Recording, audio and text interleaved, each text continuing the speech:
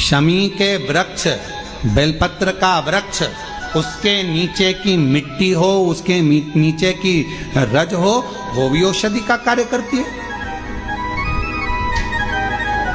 जब किसी व्यक्ति को यूरिन से जुड़ी हुई प्रॉब्लम हो जाती है, उसको जब यूरिन से जुड़ा हुआ बहुत बड़ा रोग उत्पन्न हो जाता है, यूरिन नहीं आती है या यूरिन रुक जाती है या यूरिन उसकी निकलती ही नहीं, बाथरूम आती ही नहीं, उसको बहुत रुक रुक कर आती है या बाथरूम पूर्ण तरह से नहीं आती, तो उसको करा कहा जाता है, उसको जाओ शमी का वृक्ष, शमी के वृक्ष की नीचे की मिट्टी लाओ, शमी के वृक्ष की पत्ती लाओ, बाबा देवाधिदेव महादेव का अवधूतेश्वर नाम लेकर उसको अच्छा मिट्टी के साथ शमी की पत्ती को मल लो, थोड़ा गीला कर कर नाभि के नीचे उसको लगा लो।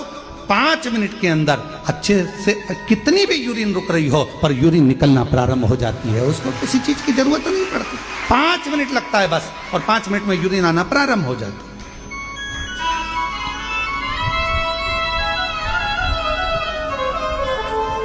उस शमी का वृक्ष, वो शमी का पौधा, वो शमी का वृक्ष कोई साधारण नहीं होता। कहने वाले कह दिए शमी का पौधा यहां मत लगाना, शमी का पौधा वहां मत लगाना, शमी का पौधा, बेलपत्री का पौधा यहां मत लगाना, बेलपत्री का पौधा वहां मत लगाना, बेलपत्र को यहां मत लगाना। अरे भाई, शमी का पौधा अगर तुम्हारे घर के अंदर है, शमी का छोटा सा पौधा यदि तुम्हारे घर के आंगन में है, शमी का छोटा सा पौधा या बेलपत्र का छोटा सा पौधा तुम्हारे यहाँ है, तुम्हारा घर का वास्तु दोष कितना भी बेकार हो, शमी का पौधा और बेलपत्र का पौधा सारे वास्तु को अच्छा कर देता है। एक शमी का पौधा, एक बेलपत्र का पौधा हमें सुख प्रदान कर देता है। एक पौधा।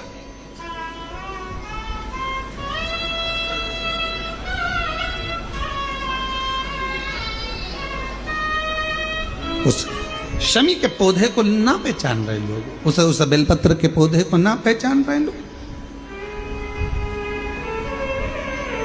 पर एक निवेदन आपसे और है, अगर तुम्हारे गांव में, तुम्हारे नगर में, तुम्हारे शहर में, तुम्हारी कॉलोनी में, तुम्हारी सोसाइटी में शमी का पौधा हो, बेलपत्र का पौधा हो, बड़ का पौधा हो, पीपल का पौधा हो, चाहे आंवले का पौधा हो, किसी भी पौधे में आप कोई भी, जैसे दही चढ़ा देते हो, दूध चढ़ा देते हो या कोई ऐसा इत्र चढ़ा देते हो, निवेदन है आप अपने आसपास के बड़े बड़े पौधे में ये कोई भी चीज ना चढ़ाएं।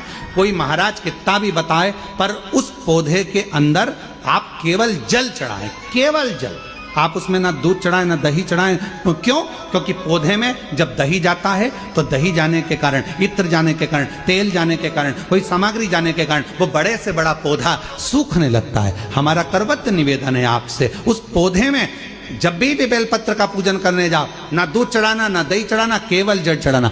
आप बड़ के पेड़ की पूजन करने जाओ, केवल जल चढ़ाइए। आप आंवले की पूजन करने जाओ, केवल जल चढ़ाइए। आप शमी के पेड़ की पूजन करने जाओ, केवल जल चढ़ाइए। जल के सिवाय उसके नीचे ना दूध चढ़ाइए ना दही चढ़ाइए, ना उसमें इत्र चढ़ाइए, ना तेल चढ़ाइए, ना कोई सामग्री चढ़ाइए, उसके नीचे केवल जल चढ़ाओ। क्यों? क्योंकि शमी ने स्वयं मंदार से कहा है, हे मंदार, शमी ने मंदार से कहा है, हे मंदार, जब कोई एक जल का पात्र लेकर हम पंच वृक्ष के नीचे आते हैं, जल का भरा हुआ पात्र लेकर आते हैं और जल समर्पित करते हैं, जब वो खाली पात्र हमारे वृक्ष के नीचे से जाता है तो वो खाली नहीं रहता, हम उसे लक्ष्मी से परिपूर्ण कर कर भेज देते हैं। ये शमी कहता है। अब ना जाने तुमको कौन कह देता है कि उसमें दूध चढ़ा दो, उसमें तुम्हें दही चढ़ा दो, उसमें ये चढ़ा दो, उसमें इत्र चढ़ा दो। किसी का कहना मत मानो, आप शिव महापुराण का कहना मानो। एक लोटा जल शमी के वृक्ष के नीचे चढ़ाओ, बेलपत्र के वृक्ष के नीचे चढ़ाओ, चाहे आप बड़े वृक्ष के नीचे चढ़ाओ, चाहे आप आंवले के वृक्ष के नीचे चढ़ाओ, चाहे पीपल के नीचे चढ़ाओ, पर जल चढ़ाओ। इसके सिवा कोई सामग्री। अभी हमने देखा कई लोग, अभी दीपावली के पहले हमने देखा भारत के भूमि में कई ऐसे लोग हैं जो ना जाने कहां कहां से ऐसे लोग पृथ्वी पर आ गए हैं जो लक्ष्मी की पूजन करते हैं और अगले साल की लक्ष्मी को उठाकर पीपल के पेड़ के नीचे धरी आते हैं,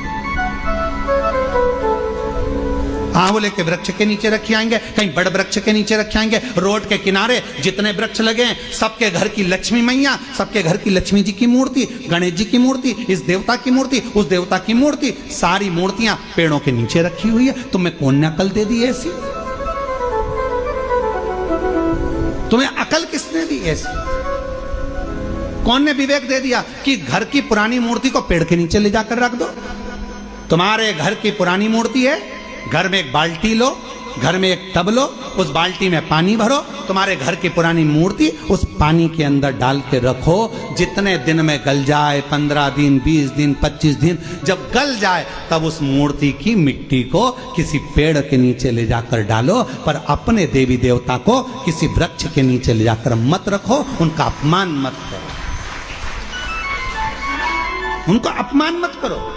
ना जाने कौन ऐसा विवेक दे देता है तुमको, ना जाने कौन ऐसी बुद्धि दे देता है कि भगवान की अगले साल की मूर्ति को गणेश जी की उठाओ, पेड़ के नीचे रखिया, लक्ष्मी जी की मूर्ति उठाओ, पेड़ के नीचे रखिया, देवता की मूर्ति उठाओ, पेड़ के नीचे रखिया। नहीं, उस मूर्ति को अपने घर की पानी की बाल्टी में, पानी में उसको गलाओ, मिट्टी इकट्ठी हो जाए, तब पेड़ में डाल लिया, पेड़ में डाल। करोगे? अरे बोलो तो जम के कि यहां से सुनी और यहां से निकाल दी, बची कुची थी, कथा में से गए तो झटकार दी। घर के लोगों ने पूछा कथा में गई थी सीहोर कुबेरेश्वर धाम, क्या लेके आई? महाराज ने सुनाया तो बहुत कुछ था, पर समझ में नहीं आया करना क्या। समझो, हमारे देवता का अपमान हम क्यों करें? हमारे देवी देवता को लोग देखकर हंसते हैं। जब ड्राइवर गाड़ी चलाते हैं और पेड़ के किनारे पर जो मूर्तियां रखी रहती है, उनको तो मालूम ही नहीं है कि पेड़ के किनारे मूर्ति रखी है। उनने तो गाड़ी चलाते मुंह में गुटखा भरा हुआ है, तंबाकू भरा हुआ है, पिचकारी मार दी, वो तुम्हारे देवता पर गई। तुम्हारे बददुआ नहीं लगेगी? तुमको अपशब्द नहीं लगेगा? जरा विचार करिए। इसलिए पेड़ों के नीचे मूर्ति रखना बंद करिए, उस मूर्ति को घर में ही बाल्टी में गलाओ, मिट्टी तैयार करके वो पेड़ के नीचे चढ़ाओ, स्वीकार हो। हमारी बात का लोगों को बुरा जरूर लगेगा, लग जाए तो फिर भी, वैसे भी हमारी बात का बहुत बुरा लगता है, तो इस बात का भी अगर बुरा लगे तो मैं हाथ जोड़कर निवेदन करता हूं, क्षमा करिएगा। पर हमारे सनातन धर्म पर कोई उंगली उठाए, हंसे, ये हमें स्वीकार नहीं, ये हमें स्वीकृत नहीं है महाराज, ये स्वीकृत ही नहीं। शिव तत्व कह रहा, भगवान स्वीकार करें। शमी के वृक्ष के नीचे की मिट्टी और शमी की पत्ती, अवधूतेश्वर महादेव का नाम लेकर यदि यूरिन से जुड़ा हुआ कोई भी प्रॉब्लम होता है तो नाभि के नीचे गीली कर उस मिट्टी को लगाया जाए। 5 मिनट 7 मिनट 5-7 मिनट तो बहुत हो गए, 5 मिनट में आपको उसका फर्क दिख जाएगा। 5 मिनट यूरिन आना प्रारंभ हो जाए। शमी के पत्र में वो बल होता है, शमी के पत्र।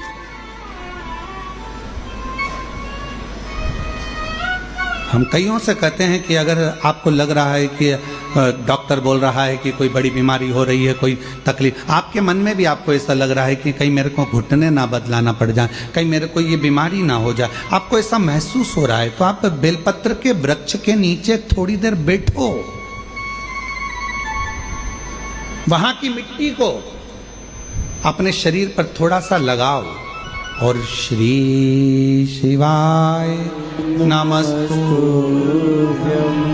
श्री शिवाय नमस्तुभ्यं, श्री शिवाय नमस्तुभ्यं, श्री शिवाय नमस्तुभ्यं। बेलपत्र के वृक्ष के नीचे बैठकर वहां की मिट्टी को थोड़ा अपने मस्तिष्क पर चढ़ाओ, थोड़े हृदय से लगाओ, थोड़ी भुजा से लगाओ, थोड़े वक्षस्थल पर, थोड़ा कंठ पर लगाओ। उस मिट्टी को थोड़ा थोड़ा सा स्मरण करिए और निवेदन करो श्री शिवाय नमस्तुभ्यम का बोलकर।